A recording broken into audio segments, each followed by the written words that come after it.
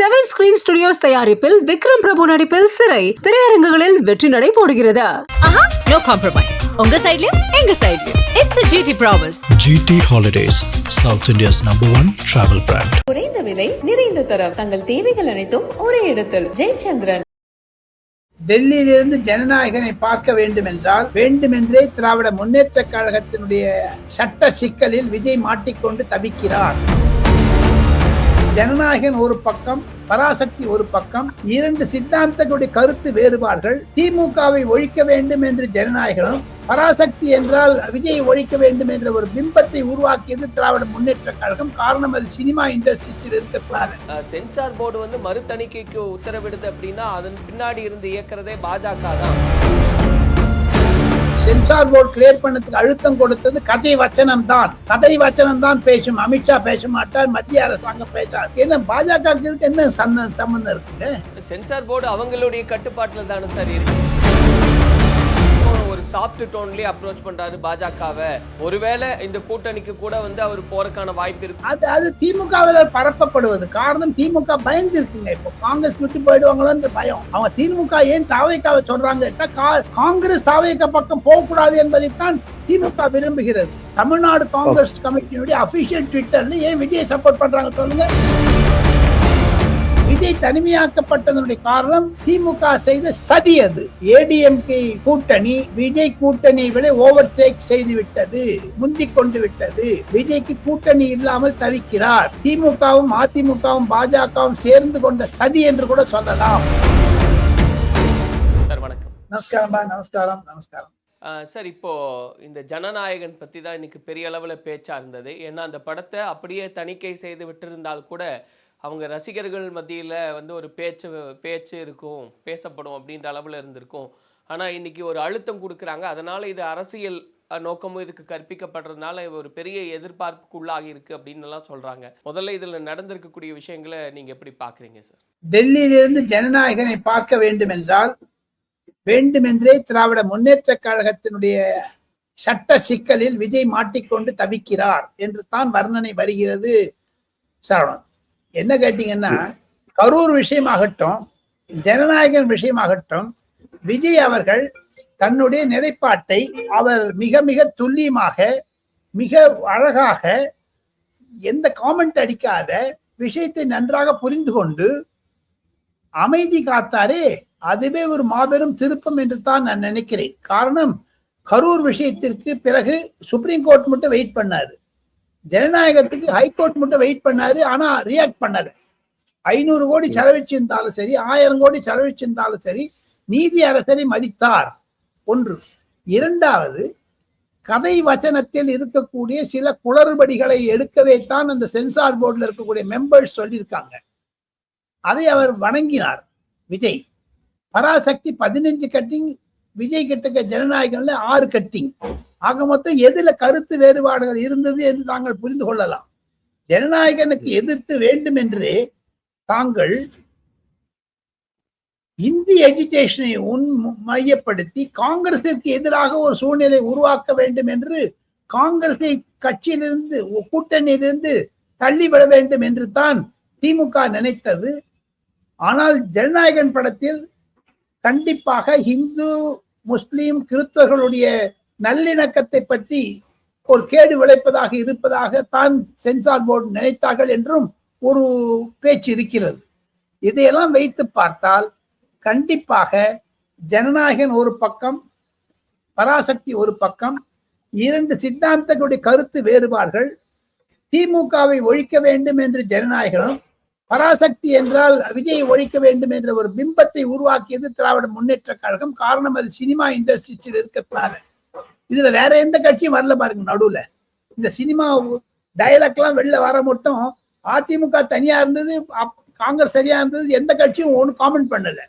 இது பிரச்சனைகள் உருவாகத்தான் இந்த காமெண்ட்ரி வெளில வர ஆரம்பிச்சதை தவிர, இது ரெட் ஜெயண்ட் என்று சொல்லக்கூடிய சினிமா தயாரிப்பாளர் கம்பெனிக்கும் விஜய்க்கும் இருக்கக்கூடிய தனிப்பட்ட கருத்து மோதல் என்று தான் பல வர்ணனையாளர்கள் சொல்லுகிறார்கள். சரி, இப்போ நீங்க சொன்ன மாதிரி இது திமுக தான் இதுக்கு தொடர்புடையதா பொருத்தி பாக்குறீங்க. ஏன்னா பராசக்தி, ஜனநாயகன் அப்படின்ற ஒரு சர்ச்சை அது ஒரு பக்கம் இருக்கு. இன்னொன்னு சென்சார் போர்டு வந்து மறுதணிக்கைக்கு உத்தரவிடுது அப்படின்னா அதன் பின்னாடி இருந்து இயக்குறதே பாஜக தான். பாஜக ஒரு அழுத்தத்தை கொடுக்குது. ஆனா வாய் திறந்து டிவிகேவினர் வந்து பேச மறுக்கிறாங்க, பாஜகவை எதிர்க்க மறுக்கிறாங்கன்ற ஒரு கருத்துக்கள்லாம் பேசப்படுது. அப்போ அழுத்தம் கொடுக்கறது பாஜகவும் சேர்ந்து இருக்காங்க அப்படின்னு தான் புரிஞ்சுக்க முடியுதா? அந்த அந்த சென்சார் போர்டு கிளியர் பண்ணதுக்கு அழுத்தம் கொடுத்தது கதை வச்சனம் தான். கதை வச்சனம் தான் பேசும். அமித்ஷா பேச மாட்டார், மத்திய அரசாங்கம் பேசாது. கதை வச்சனத்தில் இருக்கக்கூடிய குளறுபடிகள் 2 படங்களிலுமே கதை வச்சனமும் ஒரு சாராரை குறை கூறுவது, ஒரு சாராரை இகழ்ந்து பேசுவது, ஒரு சாராரை குறைவாக பேசுவது என்ற எண்ணம் கட்டுரை அல்லது அந்த கதை வச்சனகர்த்தாக எழுதியக்கூடிய ஒரு அரசியல் தான் அங்கு பூந்து விளையாடிய தவிர பாஜக இல்லை என்பதுதான் பலருக்கு நன்றாக தெரியும். காரணம், அந்த சென்ட்ரல் போர்ட் ஆஃப் பிலிம் சர்டிபிகேஷன்ல 5 மெம்பர் இருக்காங்க. சென்சார் போர்டுல 3 பேர் பொதுவையில், 2 பேர் அதிகாரிகள், தமிழ் தெரிந்தவர்கள். அவங்களுக்கெல்லாம் புரியாதுதான் தேச பாதுகாப்பு வேண்டும், தேசத்தில் கலவரம் வரக்கூடாது என்பதைத்தான் பார்ப்பதற்கு சென்சார் போர்டா வச்சிருக்காங்க. அதுக்கு தான் பேரே சென்சார்னு பேரு. அதை தவிர பராசக்தியில் அதிகமான வசனங்கள் இருந்ததனால்தான் 15 இடத்தில் வெட்டி இருக்கிறார்கள். அதை ஒத்துக்கொண்டாங்க. இது நம்ம ஜனநாயகனும் ஒத்துக்கொண்டாங்க. ஆனா வேண்டுமென்று திமுகவினுடைய ஆதரவாளர்கள் அந்த குழுவில் இருக்கிறார்களோ என்ற சந்தேகமும் வருகிறது இப்பொழுது.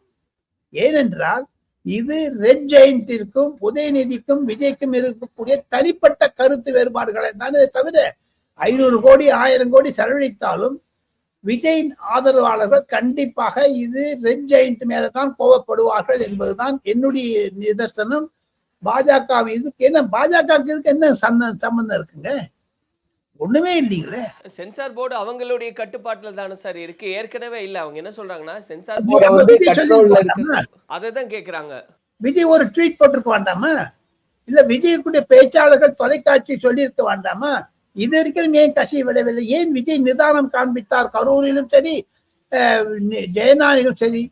கரூர்ல நிஜம் விஜய் வந்து நிசப்தமாக இருந்ததுனால்தான் செந்தில் பாலாஜி மீது அந்த நீடல் ஆஃப் சஸ்பிஷன் போகிறது இப்பொழுது. அதே மாதிரி அவர் நிதானமாகவும் பேசாமல் இருந்தால் ஜனநாயகத்திற்கு எதிராக இருந்தது உதயநிதியினுடைய ரெட் ஜெயண்ட் என்பதை அவர் நிரூபிப்பார். பார்த்து கொண்டே இருங்கள். பல பிரச்சனைகள் வந்தாலும் விஜய் அவர்கள் அதிலிருந்து எதிர்நீச்சல் அடித்துக் கொண்டு வெற்றி பெறாக வருவார் என்பதுதான் எனக்கு இருக்கக்கூடிய செய்திகள், என்னுடைய ஆதாரபூர்வமான கருத்து கூட.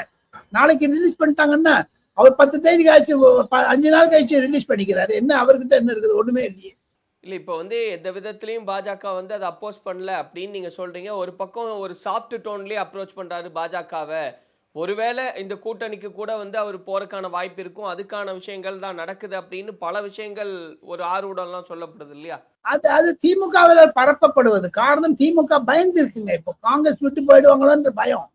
அவங்க திமுக ஏன் தாவேக்காவை சொல்றாங்க, காங்கிரஸ் தாவேக்கா பக்கம் போகக்கூடாது என்பதைத்தான் திமுக விரும்புகிறது. ராகுல் காந்தி எங்க பேசணும்? எடப்பாடி பழனிசாமி பேசினார்களா? சட்டசபையில பேசினார் எடப்பாடி பழனிசாமி விஜய்க்கு ஆதரவாக பொது வழியில். திருட்டுத்தனமா ராகுல் காந்தி மாதிரி பேசல. ராகுல் காந்தி தான் திமுக முதுகல குத்தினாருங்க. இப்ப விஜய் முதுகல குத்துறாருங்க. ஆக மொத்தம் காங்கிரஸ் செய்யக்கூடிய அரசு மலிவு அரசினால் தான் இந்த பிரச்சனை வருகிறது. குழப்பம் என்று எங்கு வந்தது என்று கேட்டால், ரெட் ஜெயண்ட் கண்டிப்பாக விஜய் படத்தை ரன் டவுன் பண்ண வேண்டும் என்று நினைத்தார்கள் என்ற ஒரு புகாரும் இருக்கிறது. அப்ப இந்த 26 தேர்தல் அப்படின்றது ஒரு பக்கம் ஜனநாயகன், ஒரு பக்கம் பராசக்தி, இதுவுமே இந்த எலெக்ஷன் ரிசல்ட்ஸ்ல இன்ஃப்ளூயன்ஸ் பண்ணும் அப்படின்னு ஒரு சிலர் பேசுறாங்க. நீங்க நினைக்கிறீங்களா சார் ஒரு திரைப்படம் வந்து அந்த அளவுக்கு ஒரு இன்ஃப்ளூயன்ஸ் பண்ணும் அப்படின்னு? இப்போ வந்து பாஜகவாகட்டும், திமுகவாகட்டும், அதிமுகவாகட்டும், இன்றைய இருக்கக்கூடிய சூழ்நிலையில் அன்புமணி ராமதாஸ் எடப்பாடி பழனிசாமியை பார்த்த பிறகு, எடப்பாடி பழனிசாமி டெல்லிக்கு வந்து அமித்ஷாவை பார்த்த பிறகு, டிடிவி தினகரன் டெல்லிக்கு வந்து அமித்ஷாவை பார்த்த பிறகு, ஏடிஎம்கே கூட்டணி விஜய் கூட்டணியை விட ஓவர் டேக் செய்து விட்டது, முந்திக் கொண்டு விட்டது. விஜய்க்கு கூட்டணி இல்லாமல் தவிக்கிறார். ஓ பன்னீர்செல்வம் ஒருத்தர் தான் இருக்காருங்க. இப்போ அவர் இங்க நாளைக்கு பாஜக பக்கம் போயிட்டாருன்னா விஜய் தனிமையாக்கப்பட்டு விடுவார். திமுகவும் அதிமுகவும் பாஜகவும் சேர்ந்து கொண்ட சதி என்று கூட சொல்லலாம். 4 கூட்டணின்னாங்க, 4 முனை போட்டின்னாங்க, 3 ஆச்சு, 2 ஆச்சு. இல்ல இப்பவும் 4 முனை போட்டியா தானே சார் இருக்கு. ஒரு பக்கம் திமுக இருக்கு, ஒன்னு அதிமுக பாஜக கூட்டணி, விஜய் அவர்கள் இருக்காரு, சீமான் அவர்கள் இருக்காரு. இப்பவுமே 4 முனையா தானே அது இருக்கு. சீமான் கண்டிப்பாக, விஜய் கண்டிப்பாக, என்னை பொறுத்த மட்டும் திமுக வருவதை விரும்ப மாட்டார்கள், 4 முனை போட்டியாக இருந்தாலும் சரி. ஆனால் அவர்களிடமிருந்து ஒரு மேகா கூட்டணி இல்லைங்களே, அதை சொல்லுங்களேன். திமுகவிற்கு எதிராக இருக்க வேண்டும் என்றால் அண்ணா திமுகவினால் தான் அதை உடைக்க முடியும் என்பதை பொதுமக்கள் புரிந்து கொண்டு விட்டார்கள். ஏன்னா பழைய என்டி வந்துடுச்சுங்களே. இப்போ அம்மையார் ஜெயலலிதா இருந்தபோது இருந்த அதே ஆட்கள் வந்து விட்டார்களே திருப்பியும். அது எடப்பாடி பழனிசாமி கொண்டு வந்து விட்டுட்டாரு. விஜய் தனிமையாக்கப்பட்டதனுடைய காரணம் திமுக செய்த சதி. அது இல்ல, மற்ற கட்சிகள் அதிமுக பக்கம் போகுது, அதுக்கு காரணம் திமுக செஞ்ச சதி, அதனால தனித்து விடப்பட்டார் விஜயா. இது பொருந்திய போகலையே. எதுக்கு காங்கிரஸ் அங்க போய் பஜனை பண்றாங்க? தமிழ்நாடு காங்கிரஸ் கமிட்டியினுடைய அபிஷியல் ட்விட்டர்ல ஏன் விஜயை சப்போர்ட் பண்றாங்க சொல்லுங்க? எதுக்காக பண்றாங்க? திமுகவை உசுப்ப வேண்டும் என்பதான பண்றாங்க. அவங்க வந்து நரேந்திர மோடி மீது பழி போட்டு கொண்டாலும் தமிழ்நாடு காங்கிரஸ் கமிட்டியினுடைய அபிஷியல் ஹேண்டில் எப்படிங்க ட்வீட் பண்ண முடியும்? தப்பு இல்லைங்களா? அந்த பிரச்சனையை திரும்பி பார்த்தால் கண்டிப்பாக விஜய் அவர்கள் காங்கிரசுடன் சேர்ந்தால் அது பலமான கூட்டணி ஆகும். இல்லை என்றால் செங்கோட்டையனோடு முடிஞ்சு விடுங்க, அவ்வளவுதாங்க. இப்ப உங்களுடைய பார்வையில 4 முனை போட்டியாக விஜய்க்கு மதிப்பு அதிகங்க. 2 முனை போட்டியாக விஜய்க்கு மதிப்பு. தாவேக்காவா திமுக திமுக அதிமுக வந்துடுச்சுங்க, இப்ப என்ன பண்ண போறீங்க? இல்ல, இப்ப உங்களுடைய பார்வையில திமுக கூட்டணி, இன்னொன்னு அதிமுக பாஜக கூட்டணியில பலம் பொருந்தியதா இன்னைக்கு தேதியில மாறி நிக்கிறது அதிமுக பாஜக கூட்டணி தான் அப்படின்ற முடிவுக்கு வந்துட்டீங்க. யதார்த்தம் அதானுங்க. டெஸ்டட் பார்ட்டிஸ் இன்க்ளூடிங் நாம் தமிழர் கட்சி களத்தில் இருந்தது 3-4 தேர்தல்களாக. நிறைய சர்வேக்கள்ல சொல்லும் போது முதல் நிலையில வந்து திமுக இருக்கும், 2ஆம் இடத்துக்கு தாவேக்கா வந்துருச்சு, மக்கள் விரும்பக்கூடிய முதல்வர் வேட்பாளரா விஜய் தான் இருக்கார் அப்படின்ற விஷயங்கள்லாம் பேசப்படுது இல்லையா? அது எடுத்தது வந்து நவம்பர் முதல் வாரத்தில். இப்போது ஜனவரி முதல் வாரத்தில் எடுத்து சொல்லுங்க பாப்போம் கருத்து கணிப்பு. இன்று கருத்து கணிப்பு எடுத்தால் கண்டிப்பாக எடப்பாடி பழனிசாமி முதலாக வருவார், மு.க. ஸ்டாலின் 2ஆவதாகத்தான் போவார். காரணம், பொதுமக்களிடையே திமுகவில் இருக்கக்கூடிய எதிர்ப்பு என்பது வளர்ந்து கொண்டே வருகிறது பிரதி தினமும்.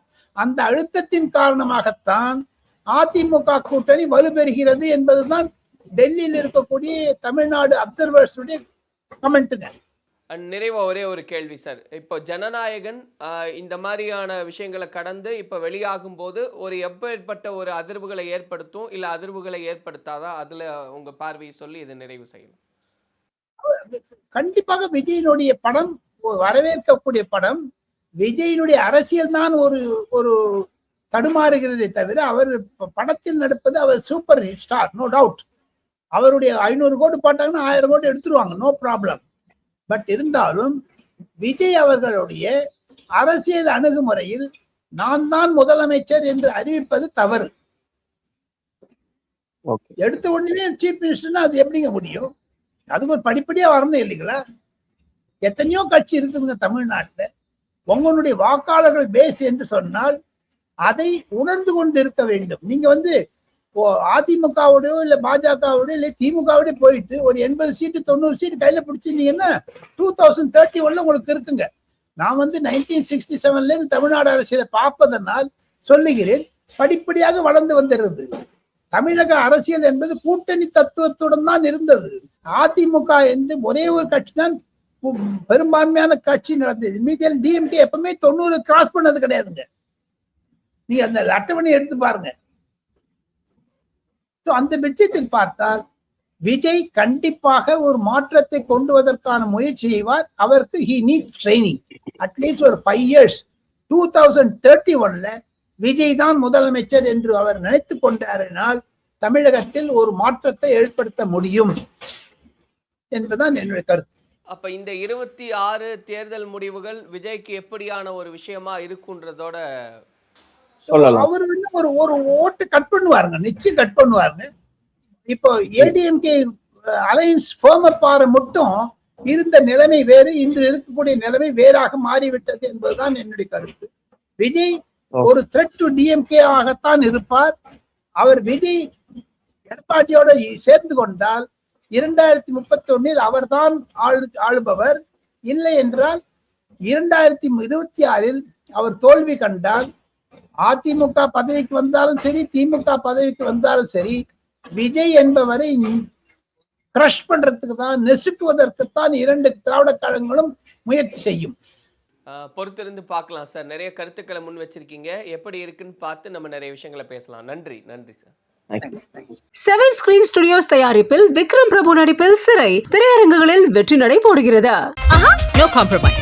உங்க சைடுலயும் எங்க சைடுலயும். It's a GT Promise. GT Holidays, South India's #1 travel brand. குறைந்த விலை, நிறைந்த தரம், தங்கள் தேவைகள் அனைத்தும் ஒரே இடத்தில். ஜெயச்சந்திரன்.